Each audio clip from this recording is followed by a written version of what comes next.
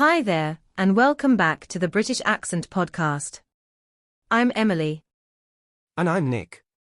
Today we're exploring something that a lot of language learners experience, but don't always talk about: the way your voice, your personality, or even your identity can feel different when you speak English compared to your native language.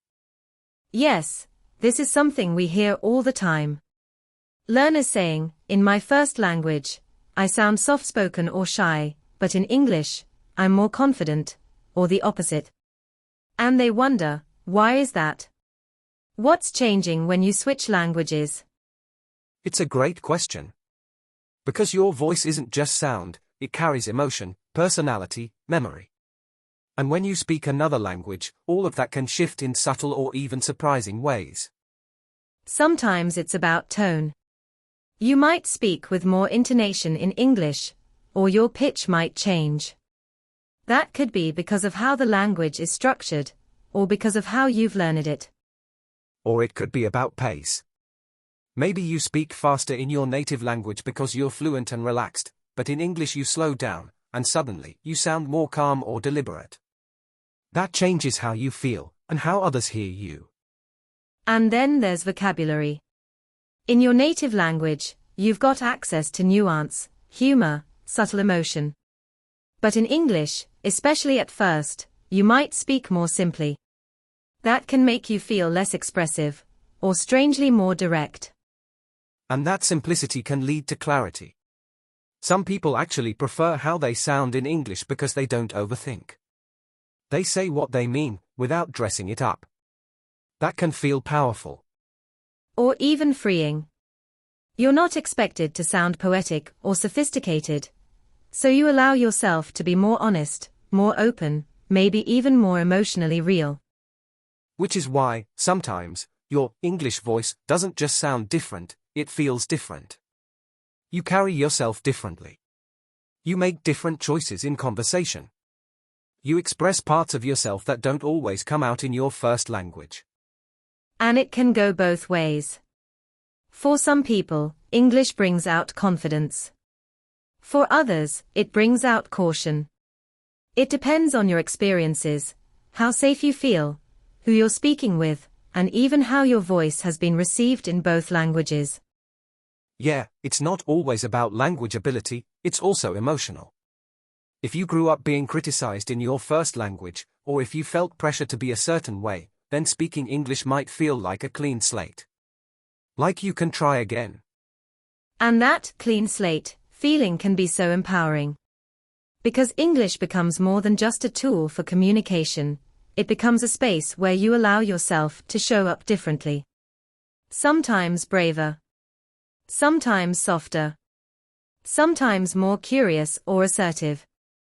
I think what surprises people is how real both voices are.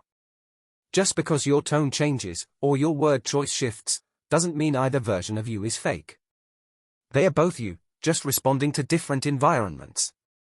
Exactly. It's not about choosing one identity over the other. It's about recognizing that we're complex. We contain multitudes. Language just gives those different sides a chance to breathe. And when you become aware of those sides, when you notice, oh, I'm more playful in English, or I speak more gently in my first language, you actually start learning more about yourself, not just the language. It's like English holds up a mirror. You hear your voice through a different filter, and you start noticing not just how you speak, but how you feel when you speak. That kind of awareness can change how you approach all conversations, in any language. And you stop asking, which voice is the real me? Instead, you realize, both are real, and both deserve to be heard. And I think that can be quite healing.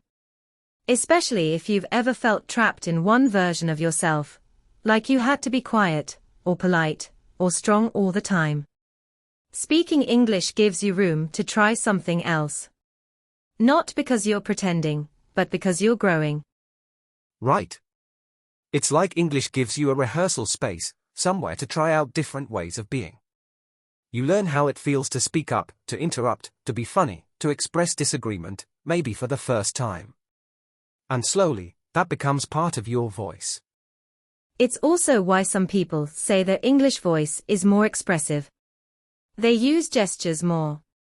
They smile differently. They move differently. It's not just about grammar or accent, it's the energy behind the words.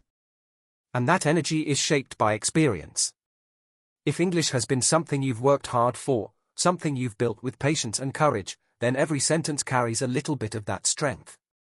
Even if the sentence is simple. That's something most native speakers never think about, how earned every word can be for a learner. And maybe that's why your English voice can feel powerful. Because it was created through effort, not just habit. And because of that, it holds pride. Maybe your sentences aren't perfect, maybe your accent is still strong, but the voice that speaks. It's steady. It's honest. And it's yours. And when that voice finally feels natural, when you're not translating in your head, or worrying so much about how you sound, that's when something beautiful happens. You start focusing less on English, and more on expression. Exactly. You start asking, what do I want to say, instead of, can I say this correctly? And when that shift happens, your English voice begins to blend with your inner voice. They stop being separate. And you realize you're not just borrowing a language, you're living in it. You're building a version of yourself that can move between worlds, between tones, between languages, and still feel like home. And that's something you don't get overnight.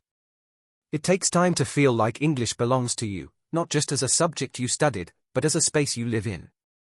A voice you've shaped with your own hands. And it's okay if that voice still sounds unfamiliar sometimes. Maybe you listen to yourself speak English and think, is that really me?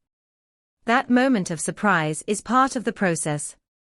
It means you're noticing, and noticing means you're growing. Because when you become aware of how you sound, how you feel, how you show up, you're not just learning English anymore. You're learning you. The version of you that's adapting, evolving, becoming a little bit braver every day. And it's also okay if your English voice doesn't match how you feel inside all the time. Maybe you feel warm and expressive, but in English you sound a bit flat or formal. That's not failure, that's transition. That's the in-between space where real change is happening. Yeah, and it takes a lot of grace to live in that space. To keep speaking even when your tone feels off, even when your humor doesn't translate, even when your accent feels like it's in the way. But you do it, and that's resilience. And that resilience shapes your English voice. It gives it depth. Every time you speak, even when it's hard, you're adding another layer of strength. Another layer of truth. And the beautiful thing is, one day you'll look back and realize, you're no longer trying to sound like anyone else. You're no longer chasing someone else's rhythm or tone. You've found your own. It might be a little slower.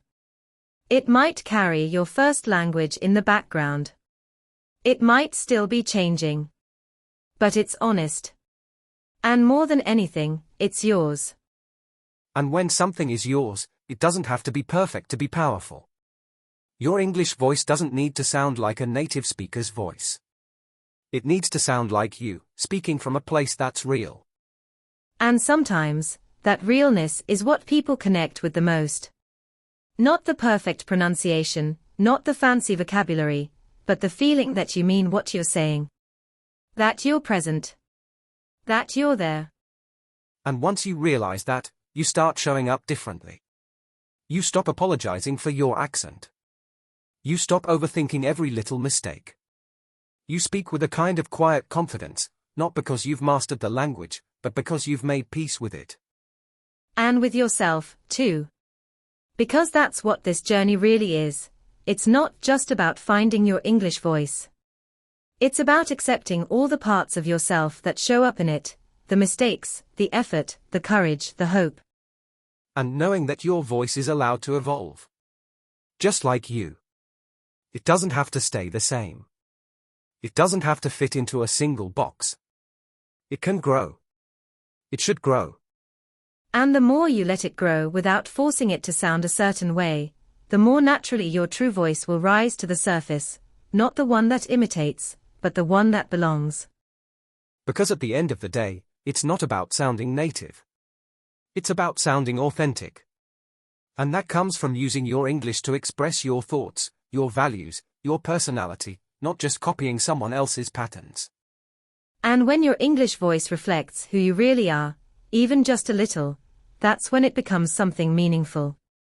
Something that feels less like a performance, and more like a home you've built with your own hands. And like any home, it might feel unfamiliar at first. You might trip over the words. You might second-guess the tone. You might wonder if this voice really belongs to you. But the more time you spend inside it, the more comfortable it becomes. You start decorating it with your own expressions, your own phrasing, the rhythms that feel natural to you. Maybe you borrow things from podcasts, or songs, or people you admire. But eventually, it all becomes part of your voice, not theirs. And that's such an important shift. Because at first, we all imitate. That's how we learn. But eventually, imitation turns into intention. And intention turns into authenticity. And authenticity doesn't mean sounding like a textbook. It means being understood in your own way, clearly, kindly, confidently. It means using English not to prove yourself, but to share yourself. And that changes everything. You're no longer just trying to speak correctly, you're speaking honestly. And when honesty is your goal, your voice starts to carry more weight, more calm, more power. And that's when English becomes more than just communication, it becomes connection. Not just with others, but with yourself. You start hearing your thoughts more clearly. You start trusting your voice more fully. Even on the days when the words don't come easily. Even when you pause, or fumble, or forget something simple. The confidence isn't in the perfection, it's in the effort. It's in the choice to keep going. And the beauty is, that voice, your English voice, doesn't replace your native one. It sits beside it. They exist together. Not competing, but complementing. Two sides of the same you. And both of those voices matter. Both deserve space. Both have something to say. So wherever you are in your journey, we hope you know, your English voice isn't less than. It's just different. And that difference is something to honor, not hide. Because in the end, finding your voice in a new language isn't about losing your old one. It's about expanding who you are, and realizing you've always had more to say than you thought. Thanks for spending this time with us today. We hope this conversation gave you a new way to hear yourself, with kindness, with curiosity, and maybe with a little more confidence. We'll be back soon with more reflections on language, identity, and everything in between.